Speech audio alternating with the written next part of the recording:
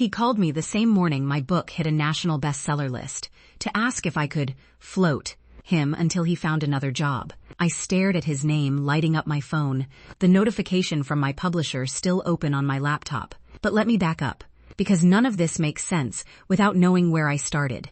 If you have ever been a woman who felt small in your own marriage, if you'd ever had a dream someone laughed at like it was a cute little hobby instead of your calling, this one is for you. My name is Piper Sullivan. I grew up in coastal Maine, in a drafty gray house that always smelled like salt and old books. I'm a publishing editor by trade. Ironic, I know.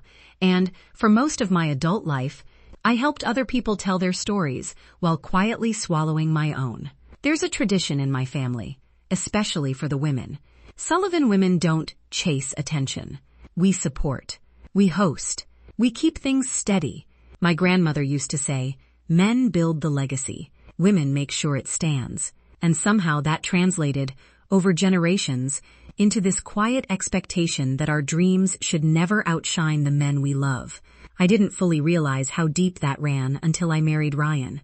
Ryan Walker was charismatic in that easy, boat shoes and a beer kind of way. He worked in tech sales, made good money, loved being the guy who picked up the check. When we got engaged, my mother squeezed my hands and whispered, "You found a provider. That's security. Security."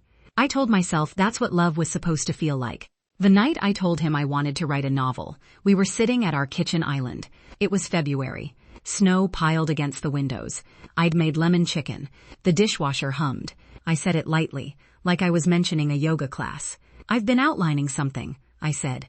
"A novel. I think I actually want to write it." He laughed. Not a mean laugh. Not at first. Just that surprised, amused exhale.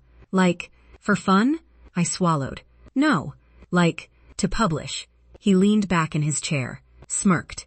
"Babe, everyone thinks they have a book in them." That sentence, I swear it echoed in my chest. I tried to explain that I'd spent 10 years editing manuscripts, that I understood the market, that I had connections, that I'd been waking up at 5 a.m. to write before work. He shook his head, smiling like I was adorable. "Piper, be realistic. We don't need you stressing yourself out chasing some fantasy. You have a good job. Why risk that? Why risk that?" And there it was.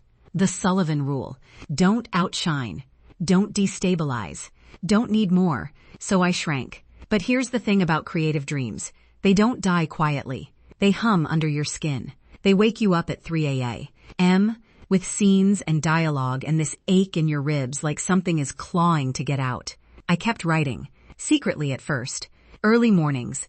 Lunch breaks in my car overlooking the harbor. The smell of coffee and seaweed and diesel from the fishing boats drifting through cracked windows. Ryan started noticing the laptop. "You're still on that?" he'd ask. Still. One night, he walked into my office, which was technically our guest room, and picked up my printed manuscript pages, 312 of them. I'd spent a year on that draft. He flipped through them like a catalog. "You know how many people try this and fail?" he said. My chest tightened. I know. He shrugged. And then, and I can still see this in slow motion, he knocked the stack off the desk with the back of like. Pages exploded across the hardwood floor. "You're obsessed," he said. "It's embarrassing." Embarrassing? I dropped to my knees, gathering paper, hands shaking. He didn't help. "Tell me, have you ever had someone dismiss something you built piece by piece? Not loudly destroy it, just treat it like it was nothing? Drop a comment if you know that exact sting. Because it's not about the pages. It's about the message underneath. You don't matter." Around that time, my niece, Lily Bennett, started coming over on Wednesdays after school. Lily was 9, all freckles and messy braids, and this gap between her front teeth she refused to fix, because it makes me look like a cartoon character. She'd curl up on the couch with a notebook and write stories about pirate queens and girls who could talk to whales. One afternoon she looked at me and whispered, "Aunt Piper, do you think I could be a real author someday?" Before I could answer, Ryan called from the kitchen. "Only if you plan on having a backup plan. Kiddo." He winked like it was a joke. Lily laughed, but her shoulders dipped. Just slightly, and something inside me twisted. That was the first crack. The second came 2 years later. I finished the book. Quietly, painfully, at 5 a.m. at midnight. On weekends, when Ryan was golfing, I queried agents during my lunch breaks. and one said yes. I remember sitting in my car in the publishing house parking lot, staring at the email, heart pounding so hard I felt dizzy. A real literary agent. In New York. She loved it. When I told Ryan that night, he stared at me like I'd just announced I was moving to Mars. An agent doesn't mean a book deal, he said flatly. I know, so don't get ahead of yourself. I should have felt crushed. Instead, I felt clarity. Because I realized something, he wasn't scared I'd fail. He was scared I wouldn't. Over the next year, the book sold. A modest deal. Nothing insane, but real. An advance with actual numbers that made my hands tremble. Ryan's company started struggling around that same time. Layoffs whispered through his office like a coming storm. He became brittle, critical. You think you're the breadwinner now? He snapped once when I mentioned my second draft deadline. I blinked. No. Don't start acting different. Different. But I was different. I was becoming someone who didn't need permission. Lily came over one evening while he was out. She was 11 then, taller, quieter. She handed me a crumpled short story from her backpack. I didn't show Mom, she said. Uncle Ryan says writing is kind of a waste unless you're famous. My throat closed. That was the second time she mirrored him. Have you ever watched a young girl start to dim herself because she's absorbing the room? It's subtle. It's terrifying. I hugged her and said, it's never a waste to create something. But I still hadn't defended that truth in my own house. Then came the third moment, the one that broke me open. Book launch week. We were hosting a small family dinner. My debut novel had just released. Early numbers were promising, but I didn't know anything yet. Ryan had been laid off 2 weeks before. He was raw, defensive, making jokes about being Mr. Mom while scrolling job listings. My sister Claire brought Lily, now 13. She walked in holding my book to her chest like it was fragile glass. Aunt Piper, she whispered in the hallway. I want to write like you. But, is it selfish? Selfish. That word hit me harder than any laugh ever had. Before I could answer, Ryan's voice boomed from the dining room. Hey, best-selling author, he teased. Don't forget us little people. Everyone chuckled awkwardly. And then my phone buzzed. An email from my publisher. Subject line, congratulations. I opened it. Read it. Read it again. National bestseller list. First week, my hands went cold. Ryan saw my face. What? I looked up. We hit the list. Silence. You could hear the refrigerator humming. Claire gasped. Lily's eyes went wide, like she was watching a rocket launch. Ryan forced a smile. Wow, guess your little hobby paid off. Little hobby? And that's when something inside me finally settled. Not anger, not triumph. Decision. Now here's the part I need you to lean into with me. Because this wasn't a screaming match. It wasn't a dramatic mic drop. It was calm. Painfully calm. The next morning, the morning he called asking me to float him, I'd already met with a lawyer. Quietly. Weeks earlier. Because during those brittle months, I'd started documenting everything. The dismissals. The financial control. The way he'd insisted all major accounts stay in his name.